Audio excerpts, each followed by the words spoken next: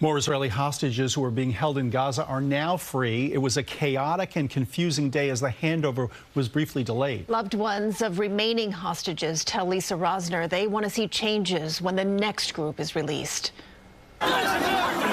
Crushing crowds surrounded 29-year-old Arbel Yahoud and 80-year-old Gadi Moses as they were handed over to the Red Cross Thursday before being transported from Gaza to Israel. 20-year-old Agam Berger, an Israeli soldier, was paraded on stage before an emotional reunion with her parents and 4 fellow soldiers released last weekend. Hamas also freed 5 Thai nationals who were brought to Israel.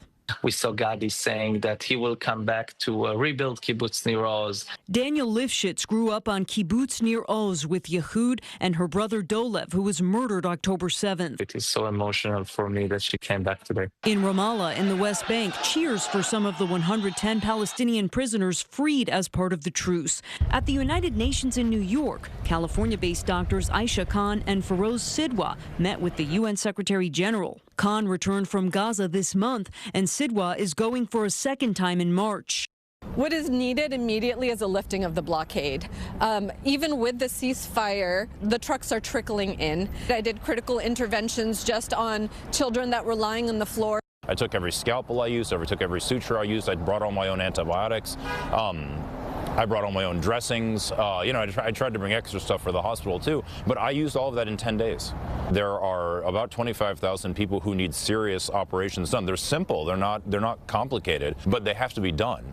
And otherwise these people are either going to die or they're going to suffer grievous and totally avoidable disability. The UN Secretary General posting on X he was deeply moved by their testimonies, and 2,500 children must be immediately evacuated for treatment with the guarantee they can return to their families. Israel's Consul General for New York called the way the release was handled in Gaza a shocking disgrace that should be condemned by the world. Another hostage release is planned for Saturday at the UN. Lisa Rozner, CBS News, New York. The U.S. Special Envoy to the Middle East was in Israel today and also visited the hostages' families. And the Prime Minister, Benjamin Netanyahu, is expected to meet with President Trump at the White House next week.